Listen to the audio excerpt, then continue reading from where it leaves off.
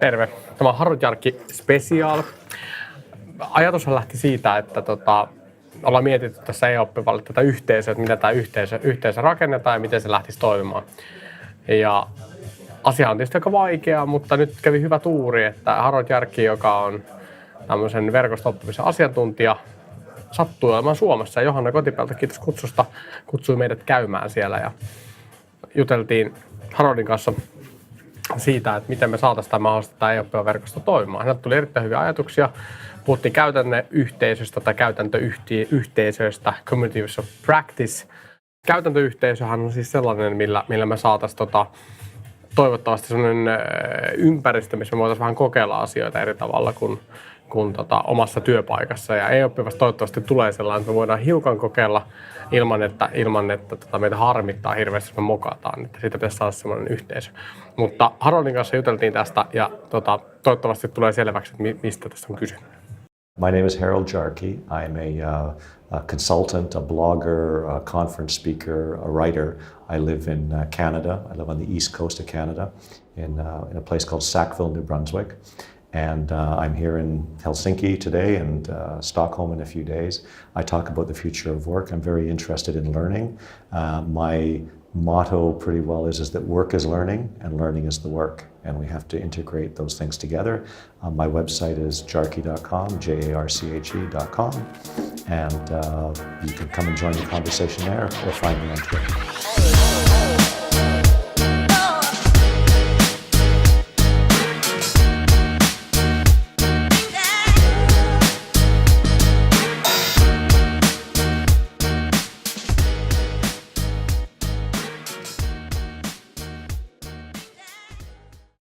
So I did a project several years ago, and I was working with a friend of mine who used to run what's called the Canada School of Public Service.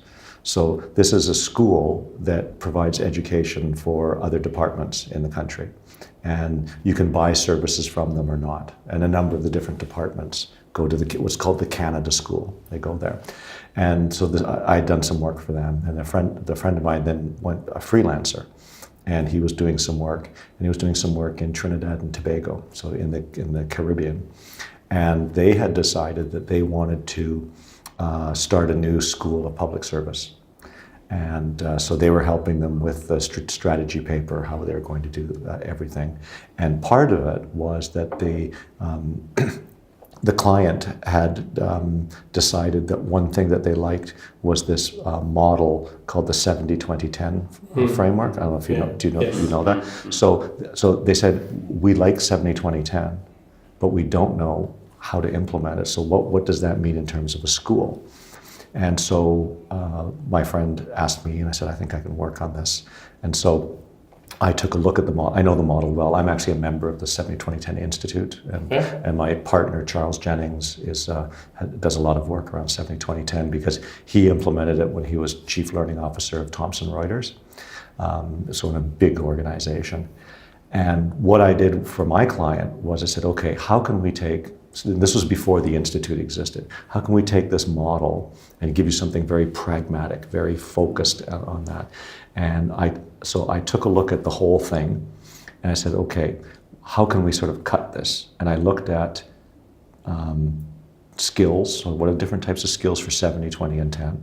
What types of tools do we need for 70, 20, and 10?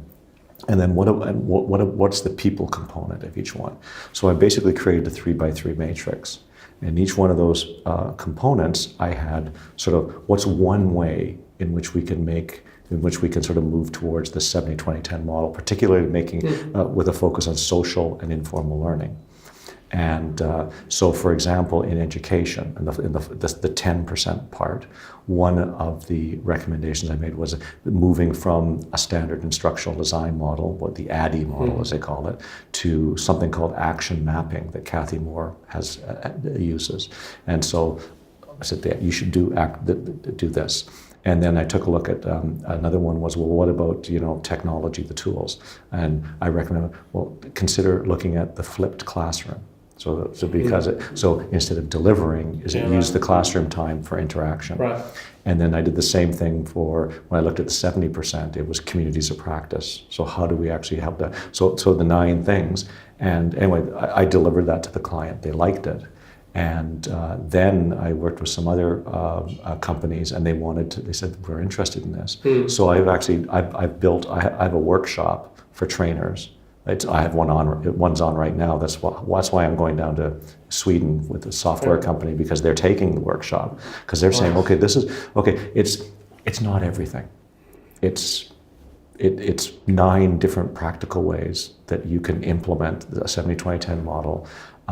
And my recommendation to Trinidad and Tobago was, if you cover these and you cover them well and implement them, you've got a good chance of 60, 70, 80% type of success on this, as opposed to trying to do everything. It was like, work on these 9 for starters and work that through. That's a good thing. Nice. Excellent interview already. Okay. We're good.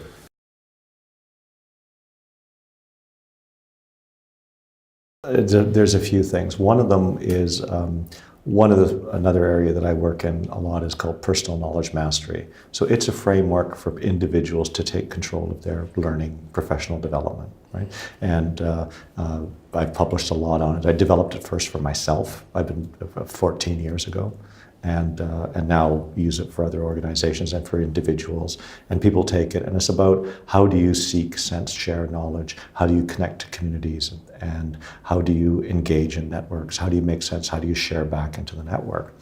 And what I offer is a framework and some examples and some tools and some ideas, but every individual has to figure out their own method. And I've worked with organizations where they say, well, we want this PKM development, and I work with it. So I run workshops and I get people working on this.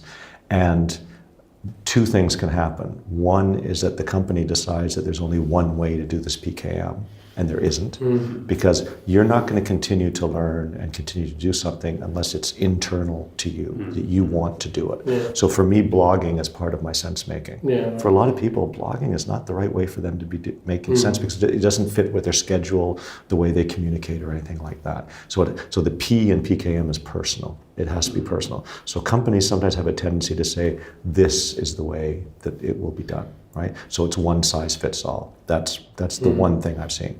The second one is that they say, yes, this is wonderful.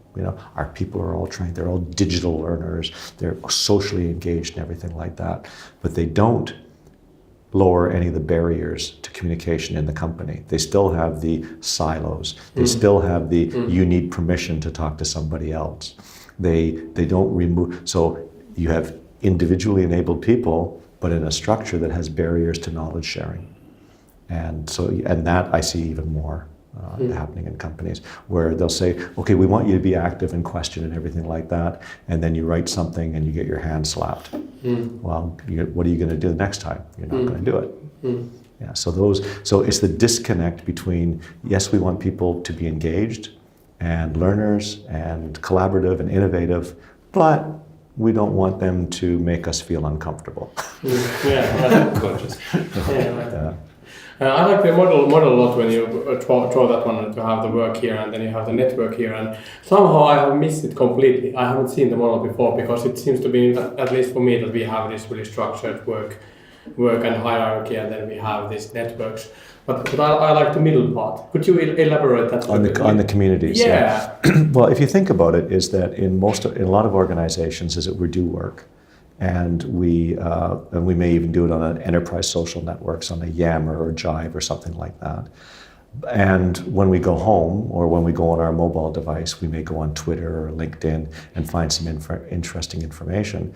But how do we connect the two? Quite often there's a firewall, right? You're using a different device. You're using your PC at work and your mobile at home, right? But in your brain, that knowledge is going. So how do you take the knowledge that is in your brain between these two things and connect that learning or even just new ideas with the work that is being done? And if it's a new idea that you have to still figure out and do stuff, you need a safe place to practice that. So you need to find a place, physical or virtual, where you can put yourself out there, you can ask questions, you can try new things, and you can get feedback from people who you have enough trust in them that you feel comfortable exposing yourself, and like, you feel comfortable putting something that could fail. And do that. And I think that safe space, those communities are really important. And I work with learning and development groups, and I tell them that really your primary role in learning and development today should be identifying communities of practice, supporting existing communities of practice, making space for them, giving them resources, helping train the community managers, right? And also identifying places where there aren't communities and finding ways in which maybe you can get somebody to start a community around it. So as I tell people, are you a member of a community of practice? Someone might say, no, not really, because there's nobody interested in what I'm doing. Well, maybe you need to start one. And that could be something as simple as a lunch meeting of people who are interested in something. Like, hey, look, everybody's interested in Agile or AI or something. Why don't we have lunch together every second Friday and just talk about stuff? And that can then become more formal as a book club is a really good way to start, right? So you have that, because the nice thing about a book club is that you have a common social object, the book. Now we have something to talk. Now we can have a conversation, as opposed to, give people white space, like a blank page, and they're stuck. Yeah, we have kind of this kind of